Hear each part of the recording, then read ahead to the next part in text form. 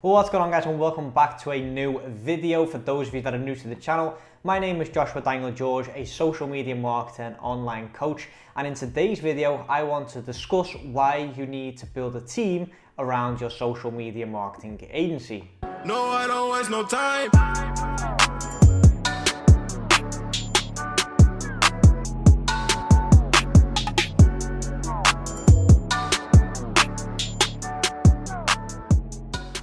Okay, guys, and welcome back to the video. So like I said in the introduction, today I want to talk about why you should build a team around your SMMA business or your social media agency business. And I've recorded a video very similar to this a while back. I think it was from like 2-3 years ago now. I've been recording videos for the last 4 years, which are all SMMA related. So if you have not subscribed to this channel yet, make sure you check it out, see what kind of free value and free knowledge I'm providing you guys with on this channel, and then consider subscribing. But like I said, the video that I'm basically about to record again now is something that I've already recorded and uploaded 2-3 years ago. However, my perception at the time about outsourcing and building a team around your agency is very, very different to what it is today. And around the time that I recorded and uploaded that previous video, I was very much under the influence of the book, The 4-Hour Workweek by Tim Ferriss. Now, this book has had a lasting impact on me, and it's literally changed my entire outlook on business and entrepreneurship in general. And that was because prior to reading that book, I thought that I basically had to do everything myself. That I had to be this one-man band. I had to be an expert at every single aspect of the business, whether that is finance, whether that is sales, whether that is marketing, whether that is operations. I needed to be the expert, and I needed to be the smartest person in my business. Then when I read The 4-Hour Workweek by Tim Ferriss, I realized that actually eliminating myself from the process and eliminating myself as a bottleneck from the business actually will make your business propel forward, and will actually allow you to scale your business without basically grinding your gears and working yourself into the ground. So what Tim Ferriss really explains in his book is basically how you can earn more money by working less, and that is in the least scammy way possible. He's not talking about charging extortionate prices and then not fulfilling the service that you are providing. He's actually showing you in this book how you can put systems in place to automate and or delegate various aspects of your online business. So I started applying that to my own agency as well. And for those of you that are not familiar with the 4 pillars of SMMA, they basically are outreach, which is basically reaching out to potential customers. Sales is basically coming to an agreement with those potential customers and actually getting them on as a client. Then we have project management, where we literally manage the clients. We make sure that the communication processes are set in place, the client is happy, everything we need is something that we have, and everything is onboarded. And then we've also got the project development pillar, which we basically use to actually get results for our clients. So that is literally going out and fulfilling your service, if you will. So with those 4 pillars in mind, I looked at my agency back then and I thought, okay, how can I remove myself just entirely, regardless of quality, regardless of anything to do with the fulfillment part of it. I just wanted every aspect outsourced, to the point where I literally no longer followed the 4-hour workweek model, because all I wanted to do was basically outsource for as cheap as possible so that my profit margin is as high as possible. And this is something that, yes, Tim Ferriss does actually promote and advise, but obviously that shouldn't make your service suffer, and in my case that actually did. So when I looked at outreach, I thought to myself, okay, what can I do to basically remove myself from outreach? How can I make sure that I no longer need to do outreach? And I outsourced that. Then I did the same thing for sales, and I also did the same thing for Facebook ads, which is a service that our agency provides. So I tried to find media buyers that were not necessarily as good, or I wasn't looking for the cream of the crop, the best of the best. I was looking for cheap and cheerful. So if our retainer was £1,000 a month or €1,000 a month, then I tried to basically find a outsourcer that was less than 20% of that retainer, 20-30% of that retainer. And what I noticed was, because I was doing it in this way, that the services, basically, the service on my end just wasn't of a high enough quality, and our clients were leaving. So the lifetime value for my clients at the time, so basically, when I was in full outsource mode, was around 3 to 4 months. So a client will come in, we would onboard them, they would be happy with our sort of, our outreach and the quality that we, or the perception of quality that we provided when on the sales call. But then from that moment onwards, the service delivery just wasn't there because our media buyers, were overworked. We literally just gave them all of our clients because, they were cheap and cheerful. There was no real system in place. I had no idea if our media buyers were actually getting good results or not because I had no expertise on that whole part of the business. Because again, I understood, or I thought I understood, what Tim Ferriss was trying to say about not necessarily having to be the expert in every single aspect of the business, just outsource it to an expert that is.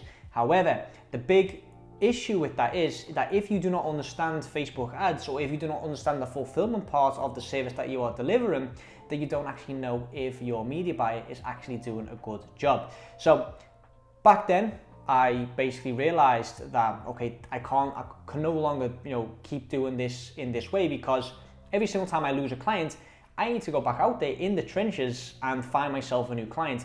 And in the end, it's just this vicious cycle of getting a client, losing a client, getting a client, losing a client, and that is basically what I wanted to prevent. So what I then did was I basically started to be focusing much more on the back end, because out of the 4 pillars, for me, project development is the pillar that I do enjoy most. So if, going to my head moments, I had to choose a pillar to focus on and come back into the business and work in the business, then it would be project development. So basically getting the results for the clients. Outreach is still completely outsourced and is automated. The sales is also automated and outsourced. And then the project management is just outsourced. It's hard to automate communication. And then the project development is manually done by me. And over time, I've slowly become an expert at Facebook ads, at paid traffic, at sales funnels, etc. So I very, very much enjoy doing that, and that is, for now, basically the only part of the business that I still manually do. Communication is not entirely outsourced. I do, speak to my clients, make sure that they're happy, but in terms of like the reporting, the Loom updates, etc., that is all outsourced. So when you want to basically, start setting this up for yourself, or when you want to start looking to build a team around your own agency, the first piece of advice that was applicable then and is still applicable now is to look at your business and think to yourself, what am I currently doing that a robot could potentially take over? You don't need to have the answer right away, but just look at your business in terms of processes and systems and think to yourself, am I doing something that a robot can do? So for example, look at your outreach. Let's say you're sending cold emails. Is there a software that can automate that? Is there a software that can automate the follow-up? Is there a software that can provide you with the email addresses and so on and so forth? Maybe there isn't. Well, then can you outsource it? So the order in which I would look at things is ask yourself, can I automate it? If not, can I delegate it? And if you can't do that, then can you eliminate it? Because it might also be that that whole process is just not relevant. For example, in terms of our reporting, we've actually eliminated most of the reporting. We used to send like entire PDFs of statistics, etc. And then we asked ourselves, okay, is there a way to automate the reporting and send the report like via some kind of software? That wasn't the case. Obviously, you can get templates from software, but in terms of sending automatic reporting, that was not possible. Then I asked myself, okay, well, is there a way to outsource this? There is in a way, but I'm the only one that understands the metrics as well as I can. And if you just get a virtual assistant to look at the metrics, yes, I can basically provide the virtual assistant with information, but still, there's a lot of time on my end needed to basically outsource that properly so that the client does get a report that makes sense with the metrics that I want the client to see. So then I looked at the process and thought, okay, can I eliminate this? And it turns out that in terms of the reporting, all the client actually wants is to know, okay, how much money is coming in, how much money is going out. So how much is it costing me to get a purchase? How many purchases am I getting? Am I getting a return on investment and a return on ad spend? And then I realized that, okay, that could easily be done via a Loom video. So no longer do we send these PDF reports and stuff like that with all these statistics. I just record myself in a Loom, and again, this is something that is outsourced. So we record ourselves in a Loom, we open the business manager, we show them, okay, this is how much money you're spending, this is the purchase conversion value, this is the return on ad spend, this is how much money you made this month. Then I basically explain how we did it and explain the next steps. So no metrics, no cost per click, no click-through rates, anything like that, because at the end of the day, the client doesn't really care. All the client cares about is how much money am I making, for the business, and what is the return on investment. Okay, so first piece of advice is don't do anything that a robot can do. Then second piece of advice, I've already mentioned it briefly before, but look at your business in terms of systems and processes. So everything you do in your business can be made into a process or a system. So for example, let's say you are building a landing page for a client. Then step one is you open ClickFunnels. Step two is you click on a landing page. Step three, you create the landing page. Step four, you make a button, and so on and so forth. Okay, make that into a system and process. You can literally map it out as a standard operating procedure, anything like that. Just for yourself, make it a system, and then look at that system and think to yourself, how can I optimize it? How can I remove any kind of delay? Maybe you notice that halfway through building that funnel, you notice that the client needs to provide you with a certain logo. Then make sure that you get that logo before you start with the funnel, because otherwise halfway through that funnel, you need to email the client, wait for the client to reply. He sends over the image, it's a JPEG, it's not a PNG. You need to basically go into Photoshop, remove the background, and so on and so forth. So make sure that in your onboarding process, you ask for, in this case, the logo in PNG format, so you can quickly upload it to the funnel. And obviously that is a very silly example, but that is how I want you to look at all these systems. So second tip I can give you in terms of building a team around your agency is look at things in processes and systems. And then from there, when you look at it in terms of processes and systems, you can go back to tip one and ask yourself, okay, can a robot do this, what I am currently doing? Can I outsource it, yes or no? Can I automate it, yes or no? Can I delegate it or eliminate it, yes or no? Okay, and then in terms of the third tip I'd like to give you in terms of building a team around your agency, and that is to ensure that the quality is still there. So do not make the same mistake that I did and trying to outsource it for as cheap as possible, and to basically keep the profit margin as high as possible, because yes, in the short term, you'll be taking home a larger pay cut, but in the long term, the client will leave you quicker or sooner rather than later. So if you take, let's say 80% of the pay cut now, but the client leaves after 2 months, yes, in the short term, you'll earn a lot of money, but imagine if rather than taking 80% of the pay cut, you only took, let's say 50% of the pay cut, and you actually got a high quality media buyer or high quality funnel builder on your team, and that client stays for 10 months, then in the long term, you actually earn more money. And you need to think to yourself, why would a client leave your agency? More often than not, the client will only leave if the results are not there. And how can you ensure that the results are there is by providing a high quality service. So if you can get the client a return on investment or a return on ad spend, then why would the client leave you? Well, you need to do something really bad, or really discriminating for the client to leave you if you are getting good results. Of course, there are always situations where maybe the client wants to move it in-house, maybe there's a media buyer that can basically get the same results for cheaper, and so on and so forth. You can never anticipate everything that is going to happen, but just make sure that in terms of the results and the quality that you are delivering to your clients, that the quality is high, and that despite the fact that you might build a team around the service delivery, that the quality is still there. And then the last tip I do want to give to you guys, and that is to keep your pipeline full. And what I mean by that is, again, looking back at the 4 pillars, when I started to really focus on the service delivery part and the Facebook ads part of it, I noticed that, okay, I'm spending all this time trying to get the best results possible for my clients, but I'm no longer looking for more clients. And that is also an issue that I had right back at the start. I had 2 social media management clients on, and I spent all this time manually creating the posts, manually creating all of the Instagram stories, etc., scheduling all these posts, posting them on all of the socials, on Facebook and Instagram, etc. I spent so much time on those 2 clients that I actually was more of a freelancer or a virtual assistant for these clients, rather than the agency owner that is basically taking them on and onboarding them and providing a service.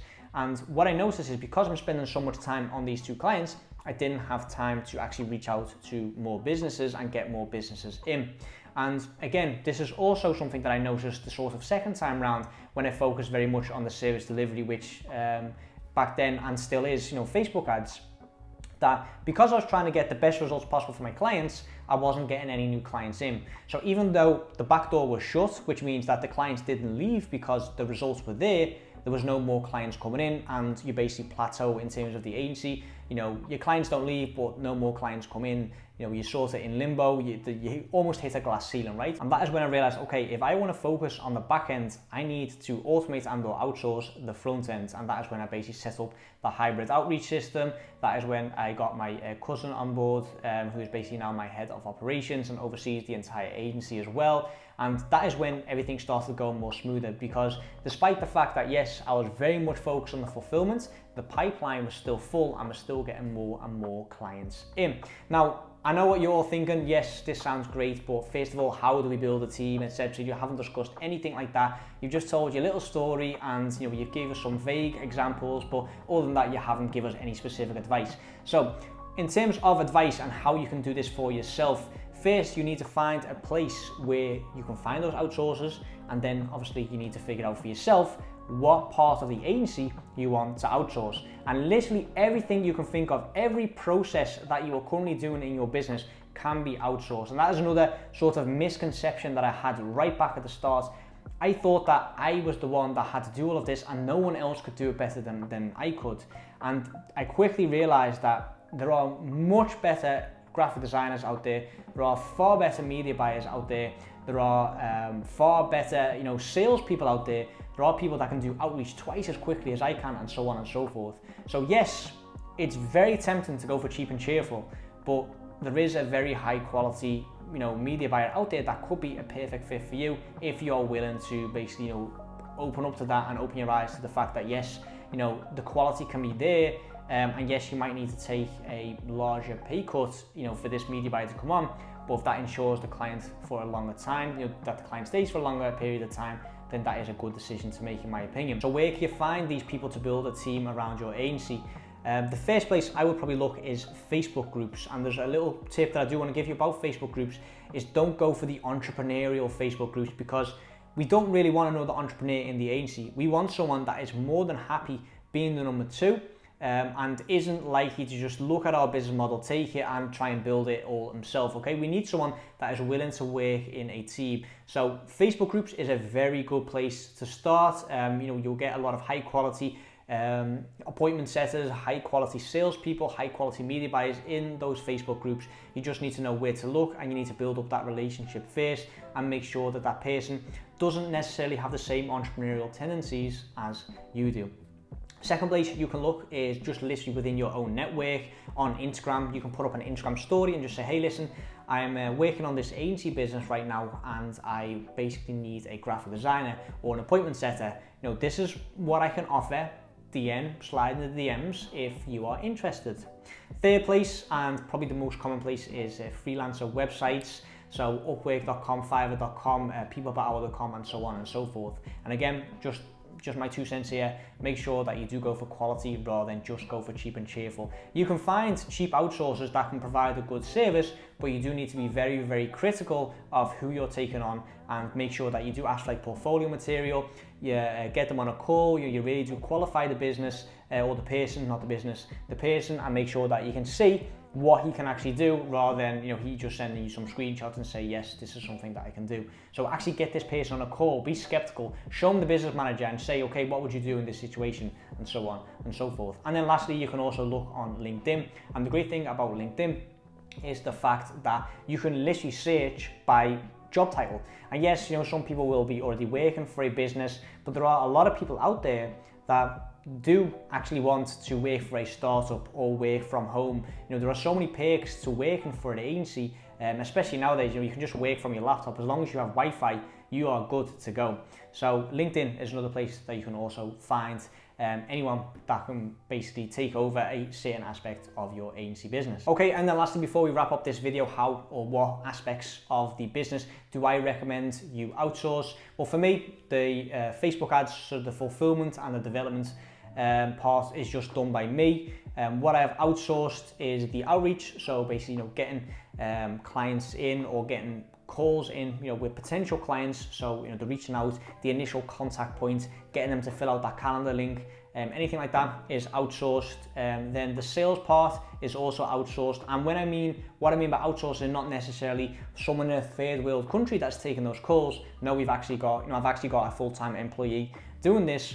But in your case, you can still outsource this. You can outsource the appointment setter and get them to work on a commission. So if the appointments actually become clients, you give that person 10 or 20% of the retainer. That could be recurring or could be a one-off fee. That is completely up to you. Then the sales, again, can be done by a sales team.